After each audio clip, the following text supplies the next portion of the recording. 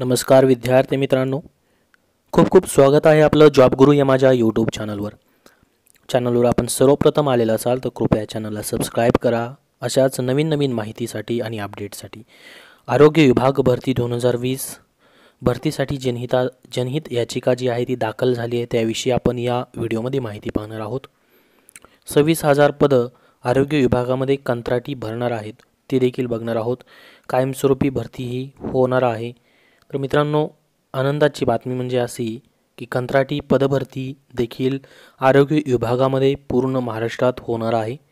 त्याचबरोबर भरतीसाठी जनहित याचिका देखील दाखल करण्यात आलेली आहे. आणि दुसरी एक आनंदाची बातमी म्हणजे कायमस्वरूपी भरती ही देखील होणार आहे. तर आरोग्य विभागाची एकंदरीत जी भरती प्रक्रिया 2020ची आहे, खूप दिवसांपासून मित्रांनो ही भरती प्रक्रिया प्रलंबित आहे. त्याची आता कुठंतरी भरती होण्यास हालचाली सुरू झालेल्या आहेत. अतिशय महत्त्वाची माहिती या व्हिडिओमध्ये आपल्याला मी देणार आहे. त्यासाठी सर्वांनी आता लगेच व्हिडिओला लाईक करायचं आहे. जास्तीत जास्त लाईक करा, जेणेकरून आपला व्हिडिओ सर्वांपर्यंत पोहोचेल. तर महत्त्वाचा अपडेट आपण पाहणार आहोत. या ठिकाणी आपण पाहू शकता, राज्यात डॉक्टरांची कायम पदे रिक्तच. ही जी बातमी आलेली आहे मित्रांनो, ती आजच्या पेपरमध्येच आलेली आहे. ही बातमी अत्यंत खरी आहे. याच्यामध्ये भरती शक्य झाली नाही, सरकारचे न्यायालयात म्हणणे. बघा, भरती शक्य झाली नाही, सरकारचे न्यायालयात म्हणणे. ज्यावेळी जनहितार्थ याचिका दाखल केली गेली भरतीविषयीची आरोग्य विभागाच्या, त्यावेळेस सरकारने त्याला उत्तर दिलं. सरकार म्हटलं आहे की भरती शक्य झाली नाही असं सरकारचं न्यायालयात म्हणणं आहे. आपण याची सविस्तर माहिती या व्हिडिओमध्ये पाहणार आहोत. त्यासाठी सर्वांनी शेवटपर्यंत व्हिडिओ पाहायचा आहे आणि लगेच व्हिडिओला लाईक करायचं आहे, कारण की ही माहिती सर्वप्रथम आपल्या चॅनलवरती देण्यात येत आहे. बघा, या ठिकाणी राज्यातील आरोग्य सेवेत सध्या विविध कारणामुळे मनुष्यबळांची कमतरता आहे, अशी कबुली देतानाच अश्रेणीत 1,512 पदांपैकी 1,005 पदांवरील कायमस्वरूपी नेमणुका अद्याप सरळ सेवा भरती किंवा बढतीद्वारे करणे शक्य झाले नसल्याचे म्हणणे राज्य सरकारने मुंबई उच्च न्यायालयात मांडले आहे. तसेच आरोग्य सेवेवरील परिणाम टाळण्यासाठी सध्या कंत्राटी पद्धतीवर अशी पदे रिक्त भरण्याची कार्यवाही सुरू असून कायमस्वरूपी पदं भरण्याची पावलेही उचलण्यात येत असल्याचे सरकारने म्हटले आहे. बघा, कायमस्वरूपी पदही भरण्यासाठी पावलं उचलण्यात येत आहेत आणि कंत्राटी पदभरती देखील सुरू झालेली आहे. एक टप्पा कंत्राटी भरतीचा आपण पूर्ण झालेला बघितला आहे कोरोना काळामध्ये.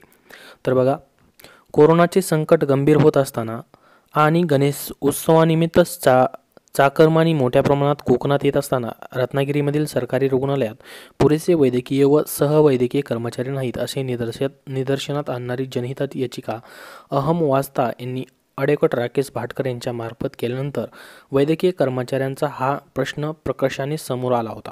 बघा, ही ज्यावेळेस जनहितार्थ याचिका दाखल करण्यात आलेली आहे, तेव्हापासून वैद्यकीय कर्मचारी म्हणजे आरोग्य कर्मचाऱ्यांचा प्रश्न प्रकर्षाने समोर आलेला आहे.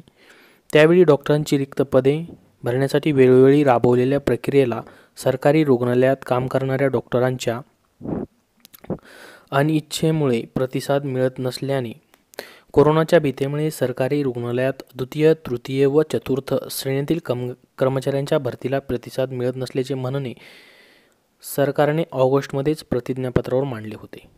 बघा, या ठिकाणी सरकारने म्हटलं आहे की चतुर्थ आणि तृतीय श्रेणीतील कर्मचाऱ्यांच्या भरतीला प्रतिसाद मिळत नसल्याचे म्हणणे सरकारने ऑगस्टमध्येच प्रतिज्ञापत्रावर मांडले होते.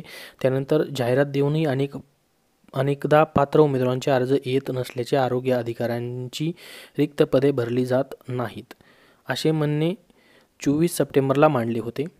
त्याच्यानंतर बघा, तेव्हा याचिकादारांनी याविषयी सरकारला सूचना द्याव्यात आणि अंमलबजावणी योग्य सूचनावर सरकारने कार्यवाही करावी असे निर्देश न्यायालयाने दिले होते. बघा, त्याच्या उत्तरादाखल आरोग्य संचालक डॉक्टर साधना तायडे यांनी 23 नोव्हेंबर रोजीच्या प्रतिज्ञापत्राद्वारे अद्ययावत माहिती न्यायालयात मांडली.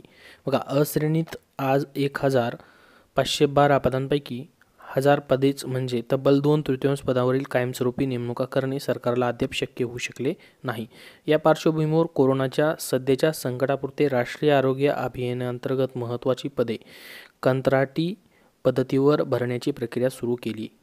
बघा 26,486 तांत्रिक व बिगर तांत्रिक पदे कंत्राटी पद्धतीवर भरतीची प्रक्रिया यापूर्वीच मार्च व जूनमध्ये सुरू करण्यात आली आहे. त्याशिवाय तात्पुरत्या स्वरूपातील 718 BMS डॉक्टरांना नियमित वैद्यकीय अधिकारी म्हणून सामावून घेण्याची प्रक्रिया जुलैमध्ये सुरू केली आहे, अशी माहिती प्रतिज्ञापत्रात देण्यात आली. कायमस्वरूपी पदे भरण्यास दिरंगाई होत असल्याने कोरोना संकटाच्या सध्याच्या कसोटीच्या काळात राज्यातील आरोग्य सेवेवर परिणाम होत आहे, असे याचिकादारांचे म्हणणे आहे. बघा, या ठिकाणी जी याचिका दाखल केलेली आहे त्याच्यामध्ये त्यांनी म्हटलंय की कायमस्वरूपी पदावरती त्यांनी जास्त भर दिलेला आहे याचिकादारांनी. कोरोना संकटावर त्याचा मोठ्या प्रमाणात परिणाम होतो आहे असं याचिकादारांना म्हणायचं आहे. म्हणजे कायमस्वरूपी भरती करा असं याचिकेत म्हटलेलं आहे. आता या ठिकाणी अजून एक महत्त्वाचा पॉईंट म्हणजे बघा, आरक्षण स्थगिती आदेशाचा परिणाम. या ठिकाणी मराठा आरक्षणाचा भरतीवर आपल्या परिणाम झालेला आहे असं सरकारचं म्हणणं आहे. आता त्याचा परिणाम म्हणून आरोग्य विभागातील ही कंत्राटी पदं त्याचबरोबर कायमस्वरूपी पदं भरली जातील लवकरात लवकर.